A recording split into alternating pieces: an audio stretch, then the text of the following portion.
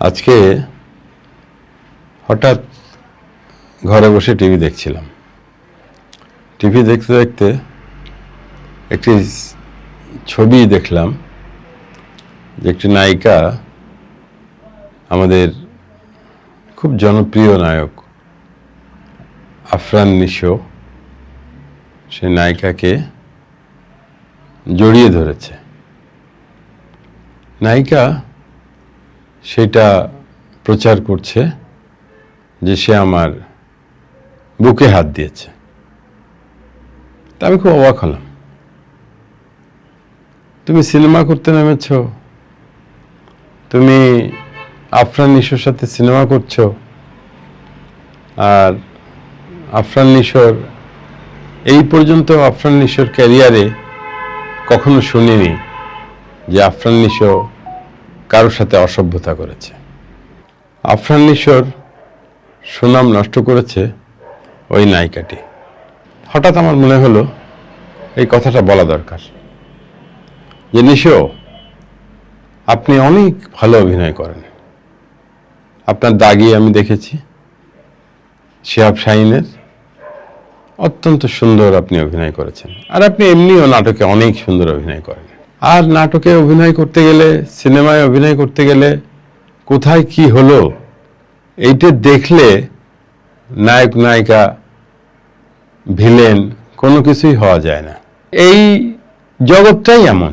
তো কেন আমি আফরান নিশোর বিরুদ্ধে এই কথাটি বললাম? আমি অবাক হয়েছি যে আফরান নিশো, আপনার কিন্তু উচিত ওই নায়িকাকে উপযুক্ত জবাব দেওয়া। সে বলতে পারতো আপনার কাছে, সে এইটার পাবলিক করার দরকার নেই। আর আপনার সম্পর্কে এর আগে আমরা কখনো এই কথা শুনিনি। এর আগে শাকিব খানের সাথে পূজা চেরি, বুবলি এই সিনেমা করেছে, এরা বহু কথা বলেছে, শাকিব খান সম্পর্কে অনেক কথা বলেছে। হ্যাঁ, শাকিব খানের কোনো সমস্যা থাকতে পারে, তা তোরা যাস কেন শাকিব খানের সাথে সিনেমা করতে? সিনেমা করতে যাওয়ার সময় মনে থাকে না, পরে মনে পড়ে। এইটা ঠিক না। আজকে কয়েকজন নায়ক আমাদের বাংলাদেশকে, এই শিল্পটাকে টিকিয়ে রেখেছে। এককভাবে শাকিব খান টিকিয়ে রেখেছিল, আস্তে আস্তে আফরান নিশো আসছে, প্রীতম আসছে, অনেকেই আস্তে আস্তে আসছে। এটা তো আমাদের একটা সুখবর। নায়িকাদের মধ্যে সাবিলা নূর আসছে, নায়িকাদের মধ্যে তাসনিয়া ফারিন আসছে, অনেকেই আসছে। হ্যাঁ, কথা উঠবে, অনেক কথা উঠবে। তো এই কথায় কান দিয়ে যদি আমি এই শিল্পটাকে নষ্ট করে ফেলি, তাহলে এই শিল্পটা থাকবে না। এই গত পরশুদিন আমাদের যশোরে একটি পাবলিক লাইব্রেরি আছে, অনেক ঐতিহ্যবাহী পাবলিক লাইব্রেরি।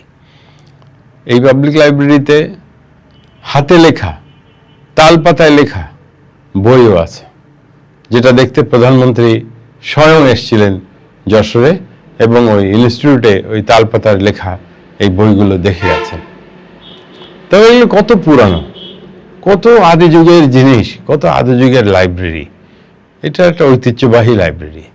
এখানে সংস্কৃতি মন্ত্রী নিতাই রায়চৌধুরী এসেছিলেন, আমি ছিলাম তার পাশে। নিতাই রায়চৌধুরী অনেক কথা বলেছেন। উনি বলেছেন যে আমি ছোটকালে নিজেই নাটক করেছি।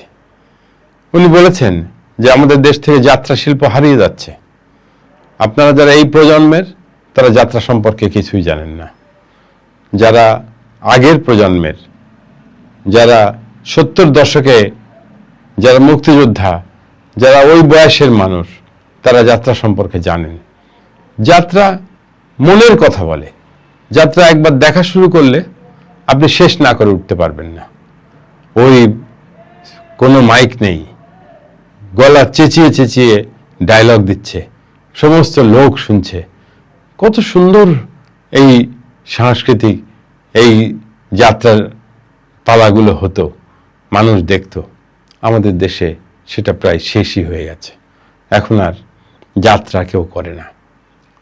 খুব ভালো লাগলো সংস্কৃতি মন্ত্রী নিতাই রায়চৌধুরী বলেছেন যে এই যাত্রা শিল্পকে আবার বাঁচিয়ে রাখতে হবে, এবং এই যাত্রা শিল্পকে উঠিয়ে আনতে হবে মানুষের মাঝে। সংস্কৃতি বাঁচিয়ে রাখতে হলে এগুলো করতে হবে। সমস্ত জেলায় জেলায় শিল্পকলা একাডেমি তৈরি করতে হবে, উপজেলায় শিল্পকলা একাডেমি তৈরি করতে হবে, এবং প্রত্যেক জায়গায় এক্সট্রা কারিকুলামের মধ্যে নাটক, অভিনয় সমস্ত কিছু শেখাতে হবে, গান, নাচ এগুলো শেখাতে হবে। আমাদের মধ্যে একটা দোষ আছে যে আমরা মুসলমানরা এগুলো শিখব না, হিন্দুরাই নাটক আর এই শিখবে। কেন? এখানে হিন্দু, মুসলমান, খ্রিস্টান, বৌদ্ধ এগুলো তো টানার দরকার নেই। এগুলো একটা শিল্প, এগুলো একটা সংস্কৃতির একটা অঙ্গ, এগুলো ভাবলে হবে না।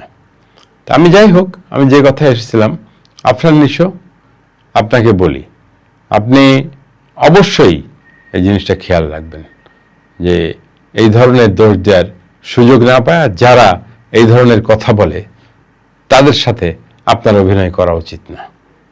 আপনার নিজের সম্মান যে রাখবে না, তার সাথে আপনি অভিনয় করতে যাবেন কেন? নায়িকার কি অভাব? নায়িকার অভাব নেই। নাটকে অনেক ভালো ভালো নায়িকা আছে যারা সিনেমা করলে অনেক ভালো করছে। অলরেডি নাটকের সাবলানুর সিনেমায় অভিনয় করছে, আরও তাসনিয়া ফারিন সহ আরও কয়েকজন অভিনয় করছে। এর মধ্যে ভালো মন্দ সব মিশ্রিতই আছে। তা যাই হোক, তাও এটা পাবলিক করা যাবে না যে আমার নায়ক আমার সাথে এই করেছে, আমার পরিচালক আমার সাথে এই করেছে, আমার প্রডিউসার আমার সাথে এই করেছে। তাহলে তো এদের নেওয়ার কোনো দরকার নেই। আমি যদি আমার টিমের সম্মান না রক্ষা করি, তাহলে আমাদের থাকা না থাকা সমান। তা সেই জন্যে, যে নায়িকা আপনার নাম মনে নেই, আমার দুর্ভাগ্য যে আমি আপনার নামটা মনে করতে পারলাম না। আমি এতক্ষণ বসে বসে ইউটিউবে সার্চ দিচ্ছিলাম আপনাদের ওই সিনটা দেখার জন্যে, কিন্তু পেলাম না। এটা সম্ভবত ফেসবুকে আমি দেখেছি। অনেকে বলে এআই দিয়ে বানানো, এটা এআই দিয়ে বানানো না, এটা আমরা দেখেছি। তা কাজেই এটা আফরান নিশো জানেন। আফরান নিশো, আমি কিন্তু রিপিট করছি বারবার একই কথা, সেটা হচ্ছে যে আপনি এর ব্যবস্থা নেবেন। ব্যবস্থা নেবেন বলে চড় মারতে হবে না, ব্যবস্থা নেবেন বলে ঝগড়া করতে হবে না। আপনি তাকে বলবেন যে সে আপনার কো-আর্টিস্ট, সে আপনাকে দেখে এসেছে, সে আপনার সাথে অভিনয় করতে পেরে আমি মনে করি যে তার মান বেড়েছে। কাজেই তাকে বুঝতে হবে যে আমি আফরান নিশোর সাথে অভিনয় করছি।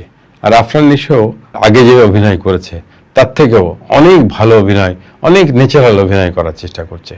আবার ফেসবুকে দেখছি যে কেউ কেউ লিখছেন যে এমনকি একজন নামকরা টক শো করেন, সেই টক শোতেও উনি বলছেন যে আচ্ছা, আপনাকে যদি শাকিব খান আর নিশো একই সময় এদের দুইজনের সাথে অভিনয় করতে বলে, যে আপনি কাকে চয়েস করে নেবেন? এটা কোনো প্রশ্ন হলো? আমি মনে করি এটা প্রশ্ন না, একজনকে ছোট করা। আমার নিশোকে ভালো লাগে, আমি নিশোর সাথে করব। আমার শাকিব খানকে ভালো লাগে, আমি শাকিব খানের করব। আমি মনে করি দুইজনই সমান। আর শাকিব খানের কথা তো বলতেই হয়। শাকিব খান দীর্ঘদিন ধরে সিনেমার জগতে দাপিয়ে বেড়াচ্ছেন, তো শাকিব খানের সাথে এখন কারোর তুলনা করা উচিত না।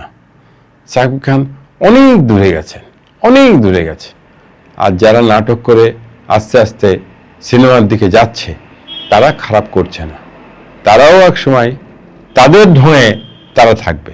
শাকিব খানের ঢং আলাদা, আফরান নিশোর ঢং আলাদা। সিস্টেম এক একজনের এক এক সিস্টেম। কাউকে দিয়ে মাপ, পরিমাপ, ওজন করার দরকার নেই যে ও 500 আর একজন 200, এ 1.5 কেজি, ও 1 কেজি, এইটা দরকার নেই। শাকিব খান পুরনো মানুষ, শাকিব খান দীর্ঘদিন ধরে করছে, এই জগৎটাকে শাকিব খান বাঁচিয়ে রেখেছে, সেই জন্য শাকিব খান অবশ্যই 1 নাম্বার। নিশো তাই বলে 2 নাম্বার না, নিশোও 1 নাম্বার। নিশোর ঢঙে নিশো 1 নাম্বার, শাকিব খানের ঢঙে শাকিব খান 1 নাম্বার।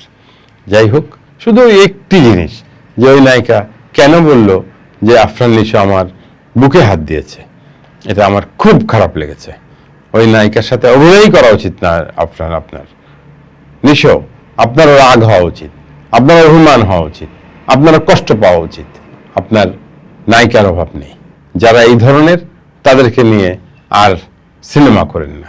সিনেমা তাদেরকে নিয়ে করেন যারা ফ্রেন্ডলি, যারা ভালো করে। আপনার সাথে চমৎকার অভিনয় করে মেহেজাবিন, মেহজাবিনকে নিয়ে করেন। আপনার সাথে চমৎকার অভিনয় করে তাসনিয়া ফারিন, তাকে নিয়ে করেন। আপনার সাথে সাবিলা নূর করে, আপনি তাকে নিয়ে করেন, সমস্যা নেই তো। আপনি একজনের নিয়ে করলেন, সে একটা ফট করে আপনার সম্পর্কে বাজে কথা বলে দিল, এটা কেন বলবে? এই বলার সুযোগ আপনার দেওয়া উচিত না। যাই হোক, আপনি ভালো থাকবেন, আপনি ভালোভাবে সিনেমা করেন। আপনার সিনেমা আমি দেখি। আপনার দাগি যখন চরকিতে আসে, আমি দাগি দেখেছি, শিহাব শাহীনের সাথে আমার কথা হয়েছে। শিহাব শাহীন নিজেও অনেক কষ্ট করেছে এই দাগি সিনেমাটি তৈরি করার সময়, এটা সুন্দর করেছে। আপনিও অনেক এফোর্ট দিয়েছেন এই দাগি সিনেমায়। যাই হোক, এটাও অত্যন্ত ভালো হয়েছে, আরও ভালো হবে। আপনার সিনেমা আরও ভালো হবে, মানুষ দেখবে যে নিশুর সিনেমা দেখতে যাচ্ছে। কাজেই আপনার চিন্তা করার কিছু নেই, আপনি পিছনের দিক তাকানোর দরকার নেই, আপনি এগিয়ে যান, আমরা আপনার সাথে আছি। আল্লাহ হাফিজ।